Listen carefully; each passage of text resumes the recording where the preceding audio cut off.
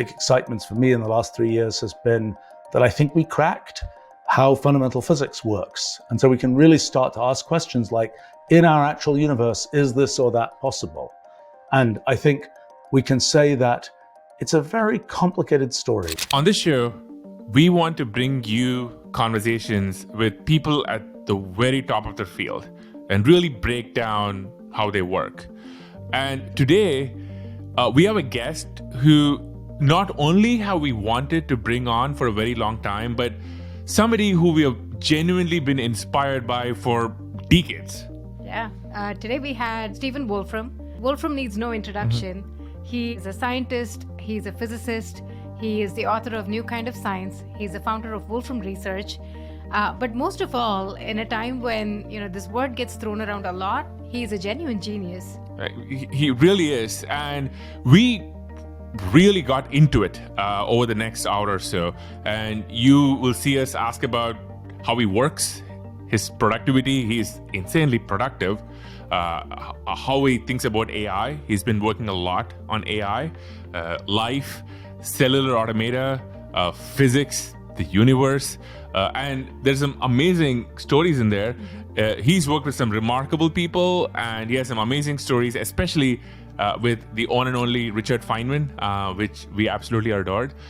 Now, going in, we knew that he was a genius. I think we all knew that he was brilliant. But what we didn't know, and we were so touched by, was how funny, how optimistic, how warm, and just how human he was. So hopefully you will see all of that as well. So, ladies and gentlemen, Stephen Wolfram. So walk us through maybe how you approach personal productivity, how you actually have a system of storing everything that you've ever created and ever touched on, because I think that's just super fascinating. Well, I think the main point is I like producing things. I've tried to set up my life so I have the best opportunity to produce things. And that happens both at a macro scale and at a micro scale. At a macro scale, I'm a person who generates ideas. And the question is, how do you turn ideas into real things? And the best mechanism I find to do that is to have a company that I've been running the same company now for 36 years. And have a lot of very talented people. And this is, I view my company in large part as a machine for turning ideas that I have into real things. On a micro scale, I kind of like to be able to do creative individual work.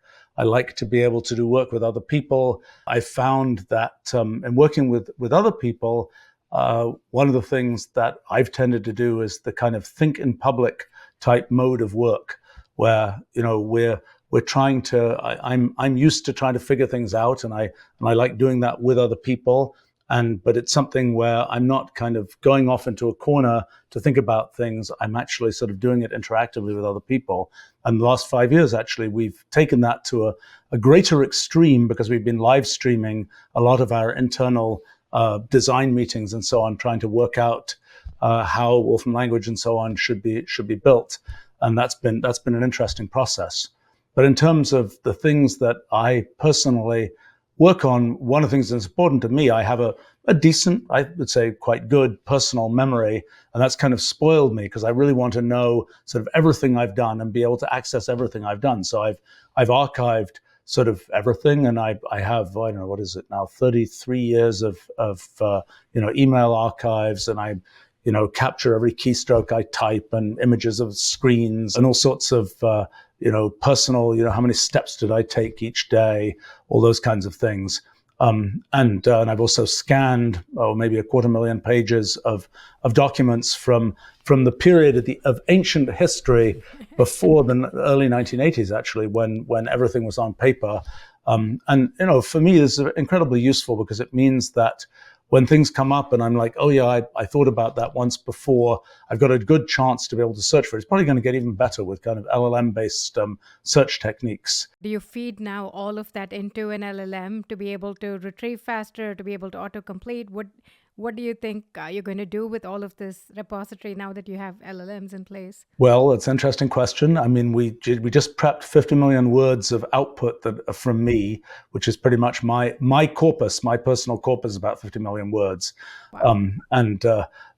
and we have it, so that's nice.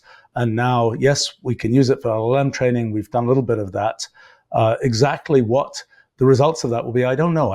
My current guess is, I get a lot of email from lots of different kinds of people asking lots of kinds of questions and so on. And, I like to be able to answer, but realistically, I don't have time to answer all of these things. And so I think a likely thing is that it's like first the bot answers and it tries to give resources that might be useful as a response and says, if you didn't like this, well, you can ask for a human, but it might take a little while for a human to do it. So that's a possible kind of mechanism for dealing with that. I think also a thing that I expect to be pretty useful there is there are things where, yes, I remember, I'm pretty good at remembering names and things. So, I kind of remember the name and then that's a hook and I can do just a straight text search. But there are also cases where it's a bit fuzzier and I kind of remember the concept, but not the specific words. And I think that's something that will be helped by sort of LLM-based retrieval. But we haven't yet quite built that. We're in the process of doing it. But so I can't report on its progress yet.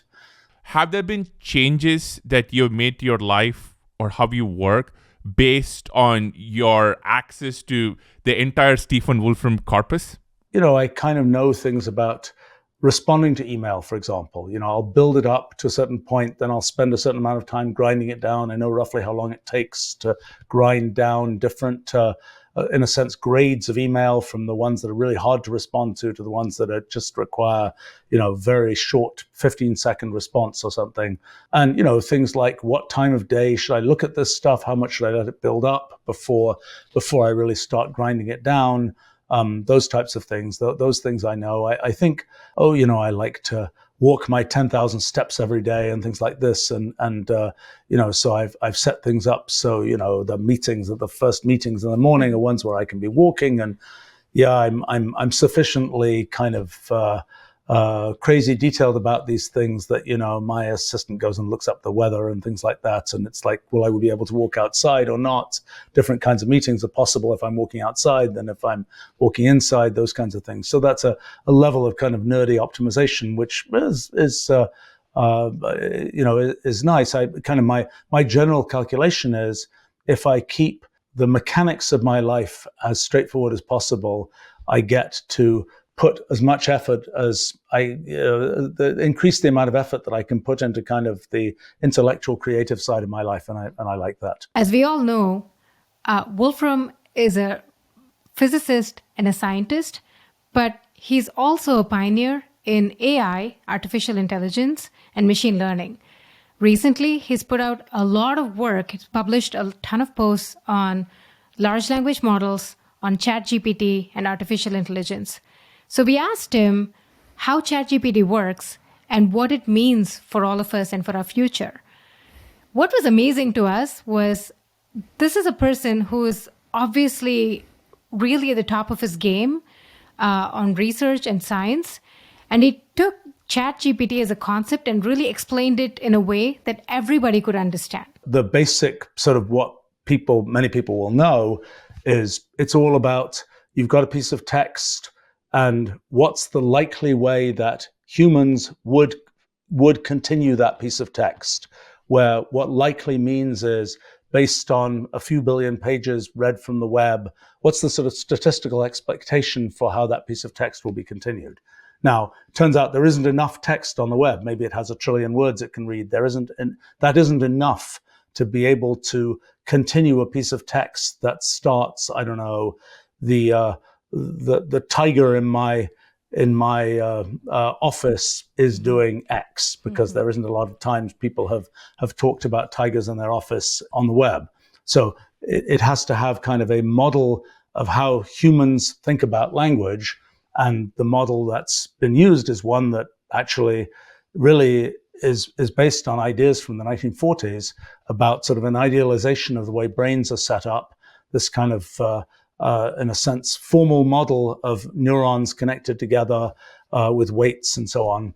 And it's turned out that model is a pretty good way of guessing sort of how the text should be continued. And so, the thing that ChatGPT is ultimately doing is it's adding a word at a time, figuring out what's the likely way that humans, based on what they've written in those few billion web pages, would continue this particular piece of text. And it's sort of remarkable that something that kind of, in a sense, straightforward in conception can produce things that are as human-like as the essays that ChatGPT produces. And I think what that's revealing is something, sort of a science fact about human language that, in a sense, we could and should have known for a long time. I mean, we know there's certain regularities in human language. We know there's certain syntactic grammar of human language. You know, it goes noun, verb, noun, things like this. What I think ChatGPT has learnt is that there are also kind of rules of meaning, rules of construction of sentences by meaning that go beyond just the nouns and verbs, but actually refer to deal with the kinds of things that different words mean. And I think, we have one terrific example of this that's 2,000 years old, which is due to Aristotle. It's the idea of logic. And in a sense, I think, sort of the picture of what Aristotle might have done when he invented logic is take all these examples of rhetoric, of speeches people gave, and say, what are the structures of argument that people used? And then say, okay, we recognize, and people used to, in the Middle Ages, school kids used to memorize these different structures of argument. That's kind of gone by the wayside. But and those were the ones that one could sort of lift out of the text, where a typical sort of syllogism would be, all men are mortal, Socrates is a man, therefore Socrates is mortal. You don't actually have to be talking about Socrates. You could be talking about lots of other things, but the structure is still the same. When people say, oh, look, isn't it amazing, ChatGPT can do various kinds of reasoning, it has seen, just as Aristotle did, it's seen endless examples of these kinds of kind of argument structures. And so, yes, it will, because by doing what people typically do, it will follow those argument structures because that's what it's seen people typically do. And so I think that's what we're seeing is kind of that there are these structures in language that are like logic, except they're different from logic. They talk about other kinds of topics and so on, which could have been cataloged in the last 2,000 years. They didn't happen to have been. I mean, I actually have been for the last decade or so meaning to get around to the project of doing this. And it's one of those cases where, in a sense, as one tries to plan out one's life and figure out what projects to do, it's always a question of when should you do this particular project? I have a collection of projects I'd like to do. Is it the right time now to do this, or am I off by 50 years? There's a case where I'm sort of glad I didn't initiate this project maybe a decade ago when I was thinking about doing it, because the project just got a lot easier, actually, I think, right. And a lot richer as a result of kind of the whole LLM thing. Right. When I read your article on how does ChatGPT work, I really liked a few things. My takeaways were, in addition to just understanding what goes behind the computer, right? Like understanding it. One, I really liked your explanation of temperatures and not keeping it flat so that there is a level of interestingness and creativity. But when I read through the whole thing, you talk about how to recognize a cat, examples of that sort. To me, it gave me a sense of really understanding how my brain works, or the human brain works. It was less about GPT as a model in ChatGPT. To me, it felt like, I'm obviously oversimplifying, but it felt like the human brain is basically, with this limited corpus, a system of autocomplete. It's trying to predict ahead of time what you're going to go say next, and kind of modeling that with the limited language capability that you have. So to me, that I thought was like really fascinating to give a window into how our brain works as such. The original idea of neural networks from 1943 was invented to give an idealization of how people thought brains might work, because people had discovered around 1900, they discovered that brains made of, well, they didn't know the number, but we now know it's around 100 billion neurons, and each neuron was this kind of cell that has all these sort of tentacles, these dendrites and axons and so on sticking out of it, maybe 10,000 of them in many cases. People knew that sort of architectural idea, and then people realized it's electrical in the way it works, and that kind of led to this this sort of idealization of kind of this like an electric circuit that represents the brain. And what we have now is a kind of people, when it was originally done, were thinking about, circuits with 5 neurons in them. Now we have millions of neurons in the circuit. And there seems to be it seems much more human-like. I mean, when I first, simulated a neural net, which must have been around 1980, it didn't do anything interesting. And in fact, I didn't like neural nets because they're kind of complicated, because they have all of these different weights and connections and all this kind of thing. And in fact, one of the big things that I ended up doing in science came in part from simplifying how neural nets work down to much simpler systems, so-called cellular automata, and then discovering that even those incredibly simple systems can have very complicated behavior. I think, in terms of the comparison between how an artificial neural net works and how brains work, yes, I think there's a strong correspondence. I think the brains still have a few tricks up their sleeve that we haven't yet sort of reproduced with microelectronics, but I think a lot of what's there is successfully reproduced. And in fact, the reason when people say, isn't it remarkable that neural nets can do all these useful things? The reason they can do useful things is because they are similar in architecture to our human brain. And so they're doing things that we care about because they're the things that we are doing, like recognizing cats and dogs and so on. If you said to it, okay, go off into this alien situation, in the atmosphere of Jupiter, recognizing some weird thing that we humans have never had experience with, it might not do very well. But of the things that we have evolved to and choose to pay attention to, because it's architected rather similar to us, it does a good job with those things. One thing which is interesting is, Wolfram just released a plugin for ChatGPT, which I highly recommend people check out, which I thought was fascinating because in my mind, I think there is a schism between, I'll oversimplify, say, predict next word, how GPT works, and then the Wolfram approach of let's build a model and do actual symbolic computation. I thought it was kind of a fascinating merger of the two. I'm kind of curious to get your take on both of these approaches. And also, sometimes with GPT-4, there have been examples where it seems to be able to do things which almost implies an internal model way beyond language. For example, on Twitter the other day, there was an example where you get a bunch of axles and gears and it tells you this gear moves this way, that gear moves that way, which almost smells like it knows these things as opposed to living in the world of nouns and adjectives. So kind of curious to get your take on how do you think about these two worlds, and does GPT-4 have a model of the universe inside? The thing to understand is there's kind of shallow computation and there's deep computation. And, one of the strange features of GPT models and so on, and LLMs, the current generation of LLMs, is you've got a certain amount of text. You're trying to figure out the next word. You take the text you already have, you grind it up into numbers, basically, and you feed it through this neural net, and it ripples through a few hundred layers of the neural net, and out comes, a set of probabilities for the next word. It just ripples through. That's all it does.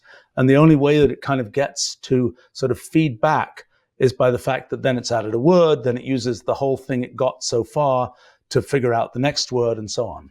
It's a very straightforward architecture of computation. When it comes to sort of what can computation generally do, that's a much richer story.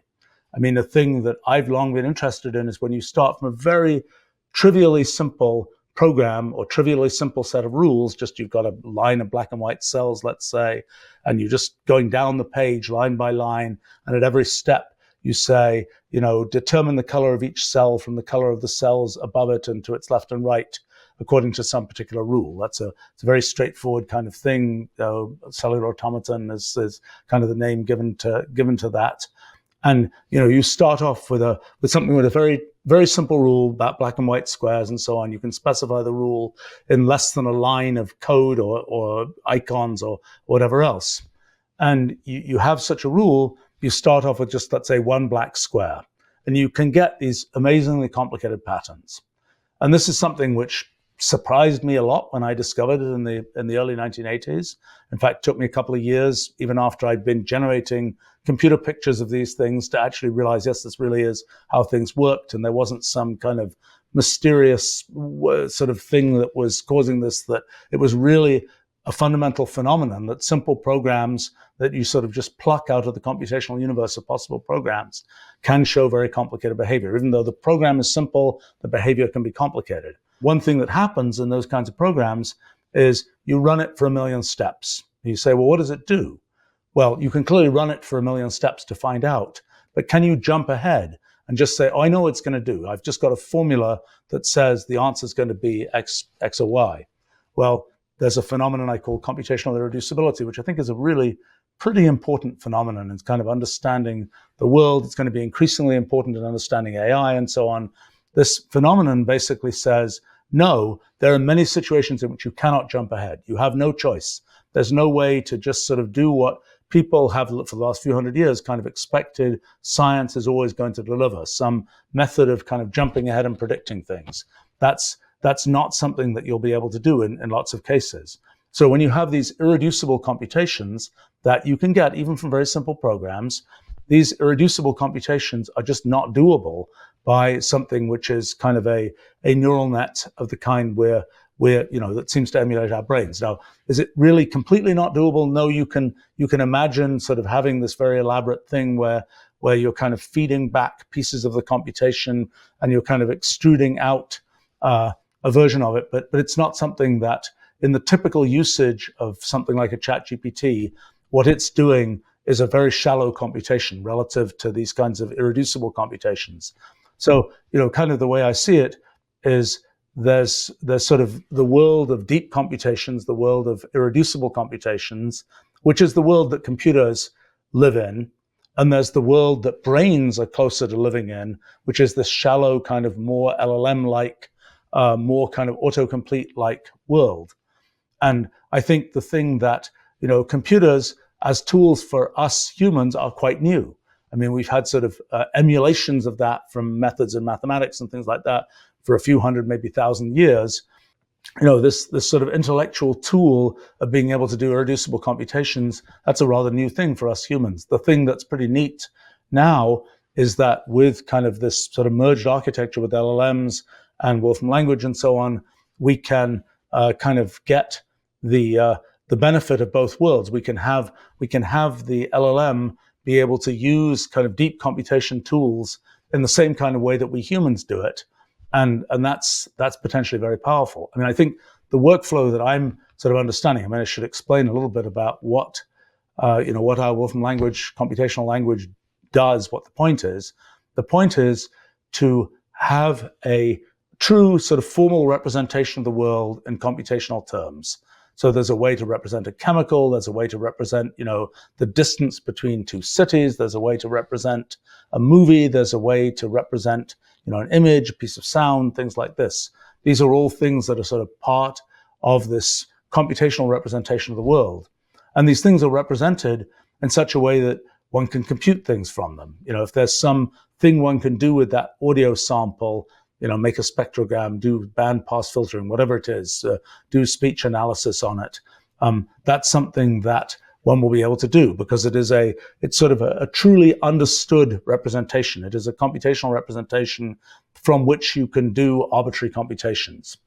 It's in a sense, it's a true computational understanding of the world. When looking at something like an LLM, it doesn't have that underlying kind of, I really understand the world, I can compute anything from it. If there is a pattern, like a syllogism in logic, that allows me to go and fit these things together, then yes, I can do it. If I have one of these linguistic patterns, I'm going to be able to do it. But otherwise, when it comes to an irreducible deep computation, it's going to be out of luck. And I think these things where, one of the things that's kind of a lesson of biology particularly is, you see all these things in biology where you say, amazing, how does this organism manage to do this? When you really analyze it, it's like, well, it figured out this clever thing that once you know it is actually quite straightforward. It's kind of a little trick. And my guess is that, in the case of the mechanics problem that you were describing, my guess is, in some way, when we really understand how that works, we'll say, oh, it's a trick. It's kind of like a syllogism. When you have a cog and a gear and a this and a that, then it always is like this. And it's something that we'll be almost able to tell like a riddle or something in words, is my guess. When it comes to compute the torque on this particular piece of this particular machine, it's not going to work. That's something that's a much deeper computation. And that's a place where, we've been very successful in the last few hundred years in science and mathematics and so on, in being able to figure out how to do some of those deep computations. It's very different. Back in the day, if you'd gone to before the 1600s, for example, most physics, most science people would do, they'd talk about it just in words. Then people started inventing the kind of these formal ways to represent science, and you could start having these kind of deeper computations to figure things out. It's worth kind of pointing out, this kind of whole idea of computational language just got much more exciting, I would say. I thought it was pretty exciting beforehand, but because it sort of becomes this medium for communication between and collaboration between humans and AIs. Yep. Yeah, I so agree with you. And, when I was a kid, I remember reading NKS, and I didn't understand a lot of it at the time. Probably still don't understand a lot of it now. But I remember coming across Rule 30. And the way I think about it is a little bit like pi, where there is a simple expression, everyone understands it. We know that it goes on forever. We know that it's not a rational number. But to actually find the nth place of pi, you actually have to do it. And there is almost like a beauty of what emerges. So could you, maybe this is kind of an interesting tangent, could you explain why Rule 30 is interesting and beautiful? So Rule 30 is one of these cellular automata. The 30, just you take the binary decomposition of 30, it's 1, 1, 1, 1, 0. That specifies the rule. That's a program, basically. That number 30 is just a way of numbering a very, very simple program. And the thing that's interesting about it is that very simple program started off with one black cell. You get this whole pattern. There's some regularity in it. There's some, but if you look at kind of just the center column of cells, it's a bit like the digits of pi. So far as we can tell, it's once you've generated it, it looks completely random. You do sort of tests of randomness. You try and cryptanalyze it. You do all these kinds of things. It just seems random, even though we know it's produced from this very simple rule. Discovering Rule 30 was kind of this opened this door into realizing when we look at nature, for example, and we see all this complexity in nature, this is the trick it's using. It's using these simple programs that were just sort of plucked from the computational universe. And they've been kind of missed in science because people didn't have a way to think about them. People just sort of said, oh, that's messy, that's complicated, we don't know what it's doing. And what kind of the sort of the starting point for what became my New Kind of Science book was the new kind of science you have to make, where you really embrace this idea that in the computational universe, simple programs can do very complicated things. That leads you to a kind of science that's different from the kind of science people have traditionally used. And the kind of science people have traditionally used is all about, can we write down a mathematical formula for how the system is going to behave? And the point here is, well, no, there's just a program that specifies how the system will behave. And when you run that program, it's often producing an irreducible computation. And, I could tell a story from long ago about sort of the interaction between physics and sort of traditional thinking in physics and things like Rule 30. I used to be friends with a well-known physicist called Dick Feynman. Dick Feynman was sort of it was famous for being kind of an intuitive thinker in physics. I have to say, it's always one of these things where you learn something by knowing people well about sort of ways that people work. Because Dick Feynman, one of his most striking attributes was that he was a very good human computer of things. He could do a calculation, go through all these steps, and actually get the right answer. I couldn't do that. With a computer, I could do pretty well, but without a computer, just doing it for myself, hopeless. But, he did that. And then he would always think, oh, that's all rather trivial, doing those difficult calculations and so on. I have to now, at the end, after I've got the answer, I have to figure out this great intuitive reason why that answer has to be that way. And nobody cares about all these calculations because everybody can do that. That's easy, so he thought. And so there are many cases where, you come up with these intuitive explanations and nobody could figure out how he'd done that, why that was really true, because there was this calculation which he didn't bother to show anybody. So I always found that kind of fun. But it's also one of these cases where the things that one happens to find easy, one kind of always assumes aren't very significant, even though they might not be so easy to other people. But, with Rule 30, I remember we were both consultants actually at a well, ultimately ill-fated company called Thinking Machines Corporation in Boston, and was a company that in the early 80s was trying to make massively parallel computers, which happened to be really good machines for doing cellular automaton simulations. They were supposed to be good machines for doing AI kinds of things, but that didn't work out so well. But they were really good for doing cellular automata. So we're both there at one time, and I was just thinking about Rule 30, and I had this giant printout of Rule 30 at very high resolution, and we were trying to figure out a bunch of features of it. And Feynman had this kind of calculation, mathematical calculation of some aspects of it, and we're working out things about how random it was and so on. And one of the things that he takes me aside and he sort of says, I just want to know, how did you know that Rule 30 was going to produce all this kind of really random behavior and so on? And I said, well, I didn't know. I just ran all the possible rules and then just saw what happened. And this one did all this interesting stuff. And he was like, oh, okay. Now I feel much better. I thought you had an intuition that would tell you how this works. In the end, one develops an intuition from seeing many examples, but I didn't have it coming into this. And it was sort of a piece of just do the experiment carefully and be sort of capable of absorbing it, which took me a couple of years actually, capable of absorbing what one had actually seen in the experiment. One of the things that has always puzzled me and kind of made me unhappy was about Ramanujan. Similar related, I'm a big fan of Ramanujan. Really, followed all his work, and the pi computation. I've always been vexed about his reasoning being the goddess showed up and told me the numbers. The reason why he says that is because it's unlike Feynman, it's less intuition and it's less like a divine intervention that just came in and told him.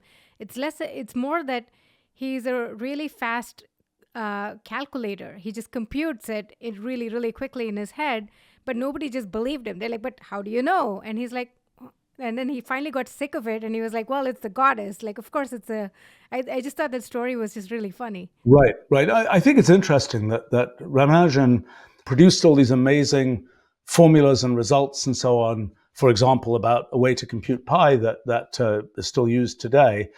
And the question was, how did he do it? And you're right. I mean, he was a good calculator, and he would just do calculations and notice these patterns and say, oh, I think this formula has to be the result just because I calculated all these cases and this formula fits those cases that I calculated. And usually he got it right.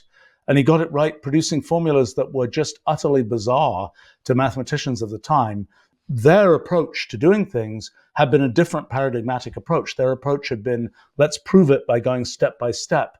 And so when Ramanujan showed up and had all these weird formulas, they said, but how do you prove it? And he had no idea because that wasn't how he got that formula. And, hence in frustration, the goddess story and things like this. But I think it is interesting that I think this idea of experimental mathematics, the idea that you can do experiments in these abstract worlds, is something Ramanujan did for mathematics. It's something that, I spent lots of time doing in the kind of computational world. In most areas of science, there are a lot more experimentalists than theoreticians. That it's still very slow going, and people doing sort of experimental mathematics and kind of computational experiments. I kind of coined the term ruleology for the study of what simple rules do, and I think that's I recently coined that term, even though I've been sort of doing that thing for 40 years now, and I'm sort of just waiting for how long it's going to be before there are professors of ruleology and things like that. It's a great field because it's really this study of simple rules and what they do is sort of a totally foundational kind of question, and it's sort of guaranteed if you study those foundational questions, they're going to be applicable to lots of different kinds of things. So it's a really good kind of upstream place to be in the kind of supply chain of ideas, so to speak. When you're operating with these very simple rules, they're going to have lots of downstream consequences. I have one leading question here. I know you have something else to ask about, but one thing that I've always wanted to ask you is, do you really think there is such a thing as randomness or a random number or random generation of anything? Or is it just that we don't have enough computational power yet to figure out the next sequence or the pattern itself, or we just don't have the time. We just haven't waited long enough to be able to see the pattern recurring. What do you think?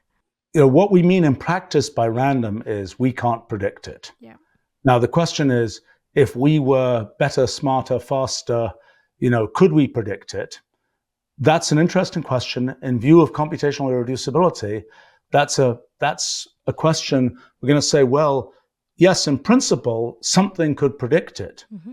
But the real sort of anchoring issue is, in our universe, could that happen? Mm-hmm. In other words, one could say, in principle, this could exist.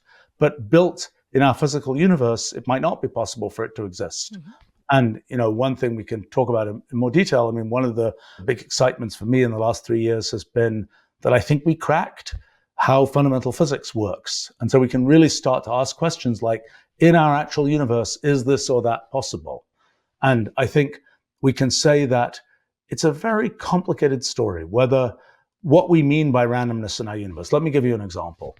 And we're kind of skipping ahead a bit, but in a sense, one thing about our existence in the universe is, let's say, where are we in physical space? We happen to be on this planet, in this corner of this galaxy, et cetera, et cetera, et cetera. But that's where we happen to be.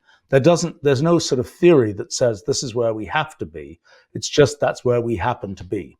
And so in that sense, you could say, well, that choice is kind of random in some sense of where we happen to be. But the dynamics of how the universe works is in many ways completely determined. But there are these aspects of how we observe it, which are, in a sense, happen to be that way just because we're the observer that we are rather than some other observer. So in some sense, there's kind of a source of what you can think of as randomness just by the fact that we happen to be where we happen to be. But the dynamics of what's happening in the universe is it's just doing its thing, and it's doing its thing in a very determined way. We just sample it in different fashions. Is the universe something where fundamentally, independent of this question of sampling it, it works kind of like pi, where it just computes what the next step is? Or does it work like something that goes beyond what any computer can do? And I strongly think, based particularly on what we've been able to figure out in physics, that it works in more like pi, where it's something where a computer, a big enough version of the computers that we have today would be able to compute the universe, so to speak. Throw back to something we were discussing a little while earlier, maybe one of the most important topics being discussed right now on AI safety and alignment. And there are multiple schools of thought, but maybe just to start off with, what is your take on the risks of a superhuman intelligence turning us into paperclip maximizers? I'm curious, is it possible? Is it something to be worried about? How does it trade off against the positive effects of AI? How do you just think about all of this? The way I tend to think about this is, there are more and more things in the world that will be done with AIs, and it's hard to understand what's happening inside an AI.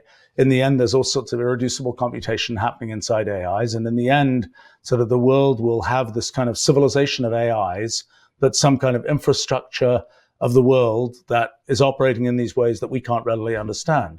And you might say, that's terribly shocking. How could we exist in such a situation? But the fact is, that's the situation we've been in with respect to the natural world for the whole of our existence, so to speak. The natural world is doing all kinds of computations. It's doing all kinds of things.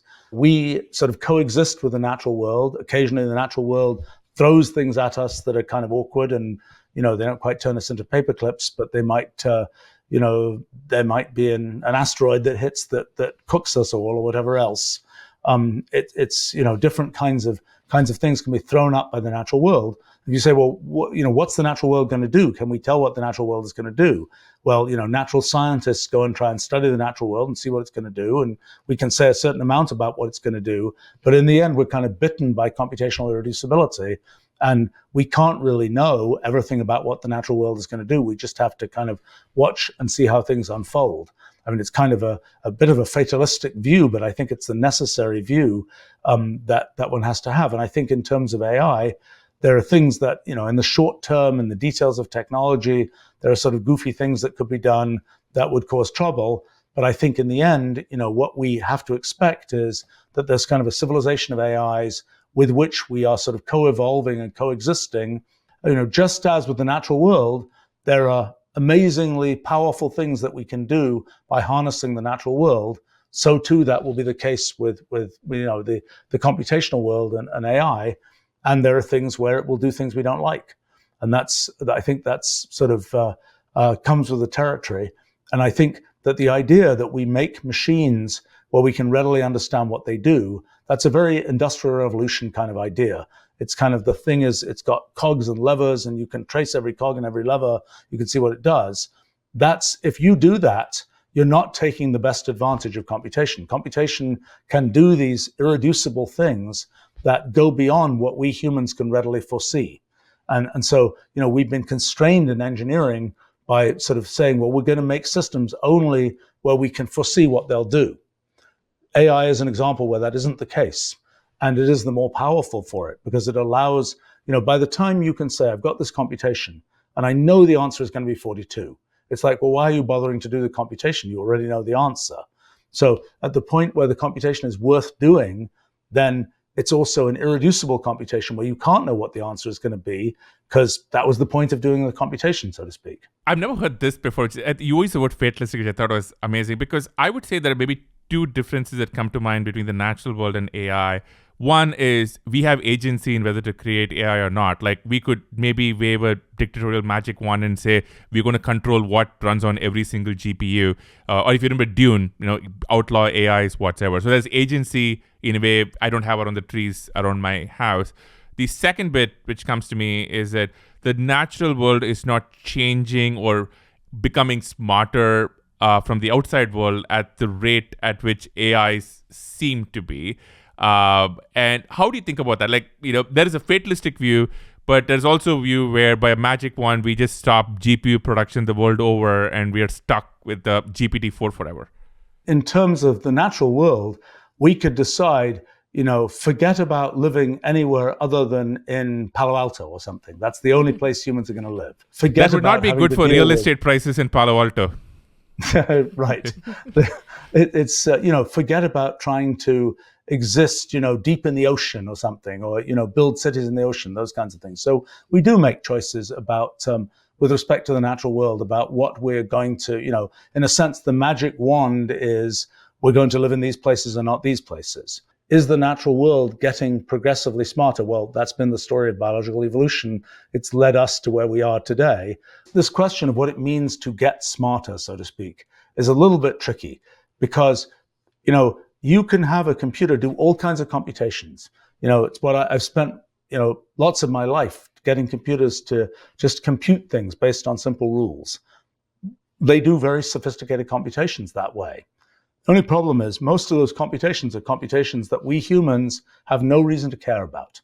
So in a sense, they're arbitrarily intelligent. They're things where we say, well, that's nice, but we don't care.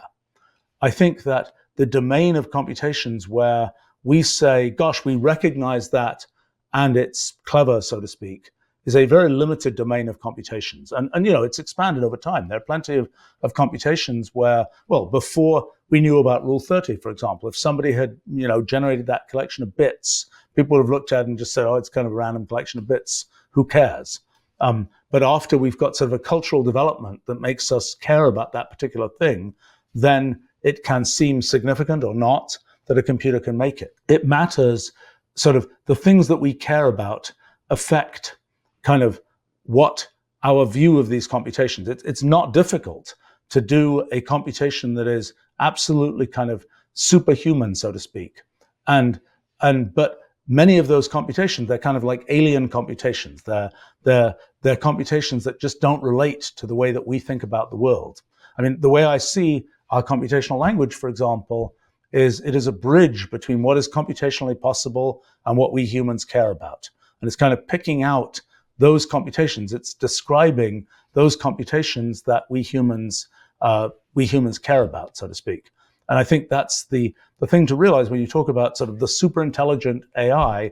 Yeah, it's doing all kinds of computations, and they're beyond what humans can do. They're also beyond what humans understand. They're also beyond what humans care about. I suppose the question is are there things which AIs can do where humans care about them? They're in the direction that humans are going, and the AI has just gone better, faster than a human can go.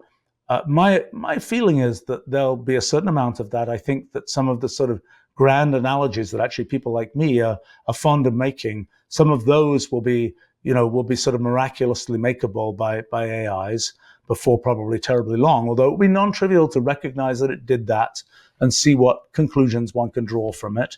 But I don't think, and there are plenty of things where the AI will be able to do human-like things, but just faster than humans can do them. I don't think there's a kind of a layer. I don't think it means much to say there's a layer of kind of super intelligence where there's something qualitatively different that we care about. There's plenty of qualitatively different computation. We just don't happen to care about it. Maybe at some time in the future, our culture and intellectual history will develop in a direction where we say, oh yeah, an AI discovered that in 2023, and now we understand why we should care, and it's really important, and we've got a whole story around it. Of a lot of the guests we've had, and I don't, and I don't say this lightly, you are obviously brilliant, right? And I don't mean this just as a compliment, but a lot of people are going to watch this and going to be like, just because of the body of your work. I'm curious in the sense of, what do you think you do differently that you don't think a lot of regular people actually do? For example, I've been fascinated with the idea of you building conceptual frameworks in your mind and trying to figure out how to build a matrix or a logic tree around that. But do you find yourself over the last few decades saying like, I do these things maybe differently from the median person I wind up running into? I have a decently good memory. First point. I've learned a lot of stuff. I've kept on learning things. Partly my day job, so to speak, of CEOing a company that makes this computational language that's supposed to make everything in the world computable, kind of as a driver for just learning more and more and more stuff. And so learning stuff, remembering stuff, that's really useful. I mean, a lot of people, they learn a certain skill, they learn a certain way of doing things, and then they stop.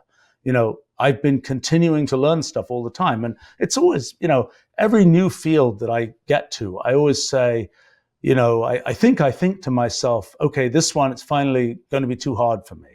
Turns out, after you've learnt hundreds of fields, it's actually not that difficult to learn the next one, really. But always when you get into it, at the beginning, it's like, oh, there are these, every time you talk to somebody about it, they'll tell you about some concept you never heard of before, and you'll feel like I'm kind of stupid about this field, and so on. And I've discovered that there's a lowest point when I've kind of learned some basic things, and then every single person I talk to, they're telling me more stuff, a whole pile of stuff that I didn't know about. And then there comes this moment when sort of things turn around, and when kind of, then everything people tell me about, I've kind of heard of it before, and it fits into this sort of conceptual framework that I've developed for this field. And I think the possibility of doing that, it's partly the more you know, the easier it is to learn new things, because there are these patterns. And perhaps we will discover that the AIs notice these patterns, as people like me have noticed these kind of patterns of, yes, there's an analogy between what happens in the theory of gravity and metamathematics or the immunology or something like this. These sort of grand analogies between things where sort of the structural way of thinking about them is similar. But it's also really useful, I would say. Knowing facts is really useful, and being able to remember facts is really useful, because that's kind of the anchoring of all of this kind of thinking about things. I would say another thing that I notice is that keep the thinking apparatus engaged about everything that you encounter, so to speak. Yeah. And people have this terrible habit of, they're tremendously sort of sophisticated about some particular analytical way of thinking about things. And then somebody gives them, let's say they're running a company, somebody throws them some sort of HR-like problem, and they're like, oh, I don't know, I can't think about that.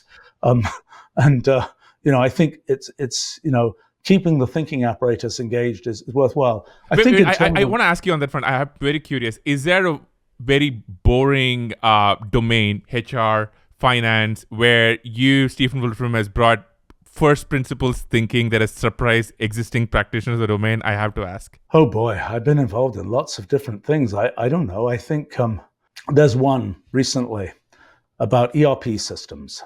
Yes. Okay, so we've had you asked for. I love it. This is great. Wolfram on ERP. This is new. This has not been covered before.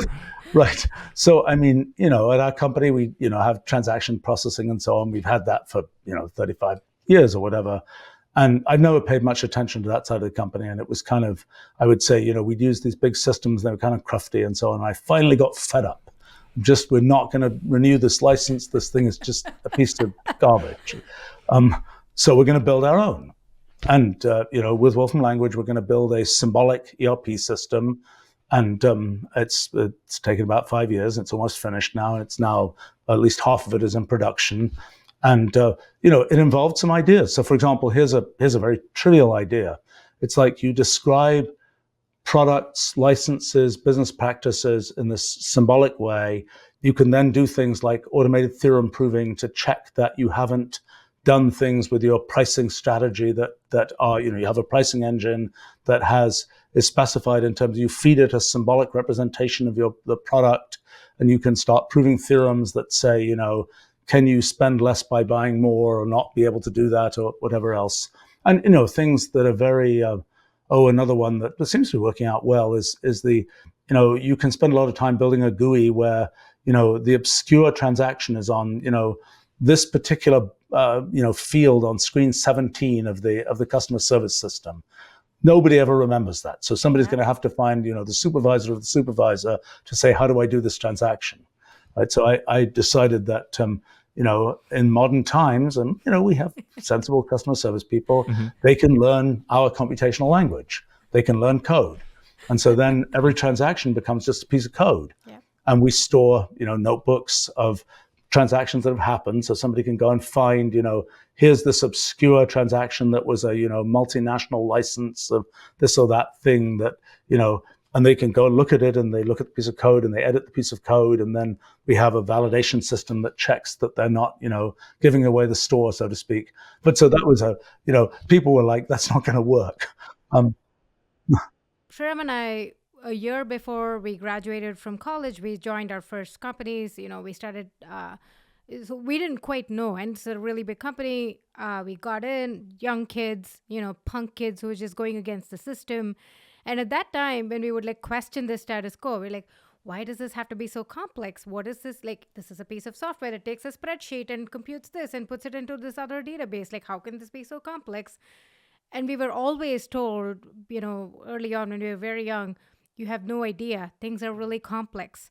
There are really complex things at play. You can only interpret the small part of it, but do you have any idea? And this was true for phones. This was true for a lot of things where we were just constantly told that you have no idea how complex things can be and need to be. Now, after all these years, I know that may be true for some very, very small section where it is truly complex and needs to be that way. But for most of what we use generally at work, at home, whatever, it doesn't have to be that way.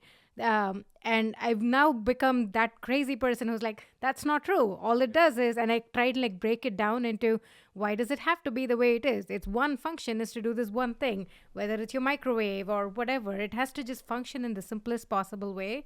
But you talking about ERP systems gives me hope that things don't have to be that complex. Just to finish this thought about kind of, how to think about things and different ways to think about things, I want to say a couple of things. I mean, first point is you look at an area and does it really have to be that complicated and so on. One thing I've discovered, after getting to know about lots of different areas is every area has its own slightly different way of thinking. And you can, it takes a little while to kind of, for me at least, it takes a little while for it to soak in. How do you think about things in a legal kind of way? How do you think about things in terms of, DevOps or something? Each one of these things has a certain, different rhythm of thinking. And, even recognizing that fact that you can't expect to come in. I mean, I think I'm not so bad at thinking about lots of kinds of things, but when it comes to, each one of these things, you do have to sort of absorb the local vernacular of that way of thinking, or you just end up with things that just don't make any sense in that kind of area. I mean, you're talking about mundane things that raises another point, and I want to comment on sort of thinking about things foundationally. But when you CEO things, there's a question of how much do you just say, I'm delegating this, I'm just going to let the people who are dealing with that deal with it, and it will not show confidence in them if I jump in and actually work on that myself. Well, eventually, I fairly experienced at lots of kinds of things. And so there are lots of kinds of things where I can, where I can often see what to do quite quickly, and it will take other people a long time to do it. And I kind of decided maybe 10, 15 years ago that I would sort of break with at least some kinds of CEO tradition, and just when I see that I can solve this in 15 minutes, I'm just going to go and do it. The people involved, I'm going to do it with them, but I'm going to do it. And so that's led me, we have a whole mechanism when there are really nasty bugs and bugs in large, complicated computer systems, which just can't get figured out and they get stuck for months. Eventually, I just have these meetings where I'm just let me try and figure this out. And I have to say, I'm very proud of myself because I really can usually do it. And the question is, how do I manage to do it? Often a mistake that people make is, and again, this is a keep thinking apparatus engaged type of issue.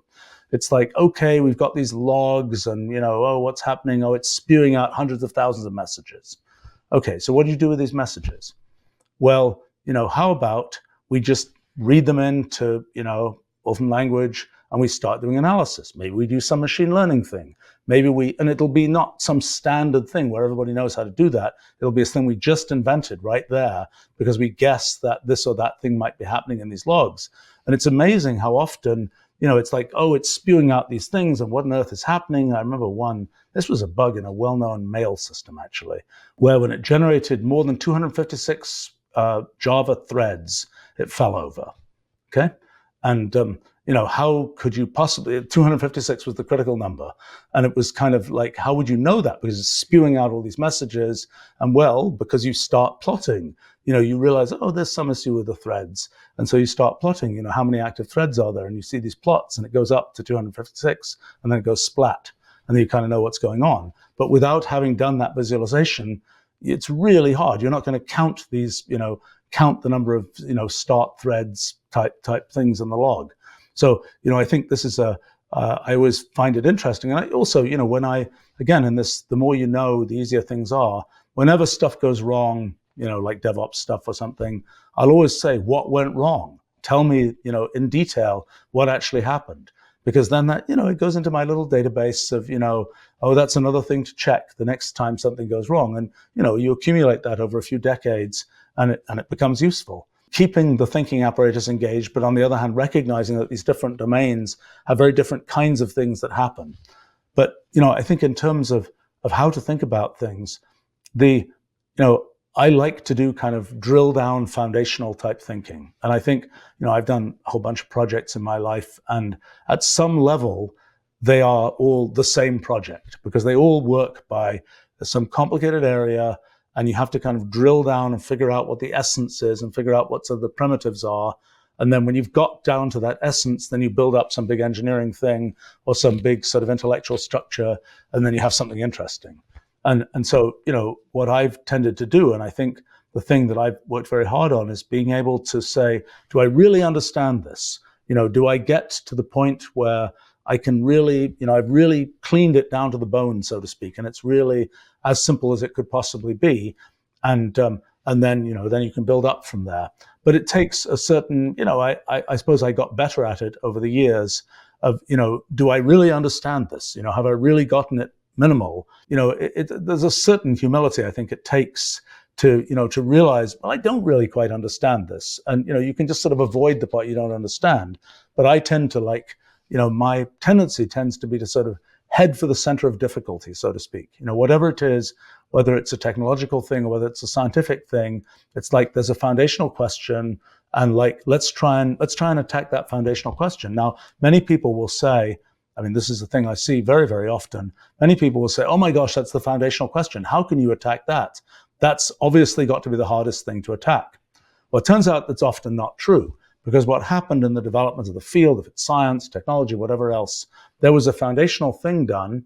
Now we're multiple generations of people later, and everybody says, oh, that's that very hard thing. That's, that's in the sort of the sacred center of the whole thing, and nobody should go there. We all know we're building things on the outside of that. And it might have turned out that as the decades have gone by, other methods that one's discovered allow one to go right into the center and make progress. And once one can make progress and sort of in the center, it's much higher leverage than making progress on something on the periphery. And so, I found that a zillion times, actually. in working on things. Most extreme probably example recently has been this fundamental theory of physics, which is a tough nut that's been out there for 100 years. Basically, is the last time really I would say paradigmatic progress was made in physics.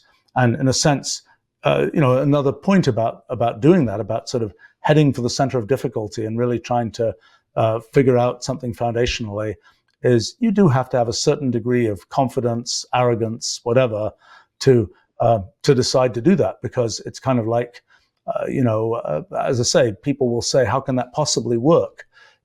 That's the core of this whole area, and there are 100,000 papers written about this area. How can you make progress without drilling your way through all those 100,000 papers? And it just turns out, in my experience, that it's so often the case that the core is unprotected, so to speak. It's kind of a thing that people just haven't looked at, and haven't looked at for a few generations, so to speak. So that's been definitely one of my sort of drill down, so you're dealing with core kinds of things and actually head for that core. And I think the other thing is, just having done that a bunch of times, one develops this confidence that can possibly work. That is important. And I know at our company, it's pretty common for us to be, okay, we're going to solve some problem. Somebody will say, people have been working on this problem for 40 years, and there's 4,000 papers about this problem, and how are we going to solve this? And I'm like, well, let's just see if we can figure something out. And more often than not, we do figure something out. And why is that? It's because we're bringing in new methods. We're not just giving up before we start. Anyway, that's I think one of the things that if you ask, if I manage to figure out a little bit more than some other people, one of the things is just try and do foundational things. You've got to get to the point where you understand well when you understand things, and not being able to say, well, I can do this particular piece of swordsmanship, but I don't really understand what's going on. And for me, another thing that I found very useful is I've spent quite a lot of time writing, doing expository kinds of things. I was just before this, actually, I was doing a live stream which I've been doing every week since the beginning of the pandemic, about science and technology Q&A for kids and others. I was actually talking about AI today. People are asking me all kinds of questions about AI.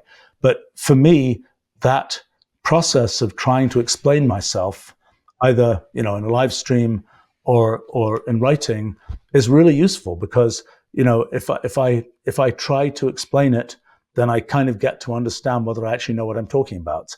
Getting to the point where you're really sure you know what you're talking about is critical, because otherwise you're not building on solid foundations. Now, something we want to try and ask every guest is the little things that they do every single day that make them who they are, whether it be an athlete or a brilliant mathematician and physicist, as the one we have today. And so we asked Stephen what his infinite game playbook is, or as Tyler Cowen would call it, what his production function is. And he didn't disappoint. One of the beautiful things about cellular automata is this idea that simple things lead to amazing complexity, which I think is a great metaphor for life. Like on this show, we talk a lot about infinite games, the idea that you're doing these simple things over and over again. And there are popular sayings like, how you do something is how you do everything. And I am curious, for maybe young people, for anyone watching this, right? What are simple things that you would wish more people would live their life by, right? The simple production functions, the simple rules, which could lead to maybe a beautiful, complex, well-lived life. Think more. There's a tremendous tendency in modern times, and with sort of sophisticated education and so on, to just get into this, I know how to do this, I have this skill, I can keep doing this thing. And, for example, in science, one of the things that's really notable is the people who end up making the greatest contributions end up being people who have good strategy about what questions to ask. Turns out it's easier to answer the questions than it is to figure out which questions to ask. Or for most people, that's the case. Try and figure out things for yourself. Don't just say, oh, the experts have figured this out. We're done here. I myself take the point of view that, yes, you may be an expert. That's great. I can learn something from you. But if you can't explain to me why this is true, I'm just not going to believe it. It's kind of like I can understand anything if it's explained to me in reasonable enough ways. And I think people, tend to just sort of give up. They say, I know this particular thing. I don't know this other stuff. I don't keep the thinking apparatus engaged when I'm dealing with these other things. People, in terms of what they learn, how broadly they learn things, how broadly they kind of think about things. I would say that I tend to think, when I see things happening in the world, I'm like, that was really dumb. That was, how did people do that? And then you realize, you kind of unpack it and you realize, well, this person was walking in this particular direction, and that's the only direction they knew how to walk in. That was the only thing they were thinking about. The fact that there was a giant, freight train barreling down on them from the side, they just didn't notice that. And, I think that if it's the make the world a better place, I would say that more thinking and more people kind of having confidence that they can actually understand things and getting to the point where they really, really do understand things. I think that would be from my point of view, I would love to see more thinking going on in the world. I think that would be a good thing. Stephen, think for yourself. I can't think of a better note to end this on. It's been truly an honor. We've just about scratched the surface here. We would love to have you back because I feel like we have another 10, 15 hours of questions to ask you. But truly, what an honor. This is such a great pleasure to just be here. It's Friday afternoon, just talking to you. Thank you so much for just making the time. Yep, very, very pleased to do so. Thank you so much, Stephen. This is amazing.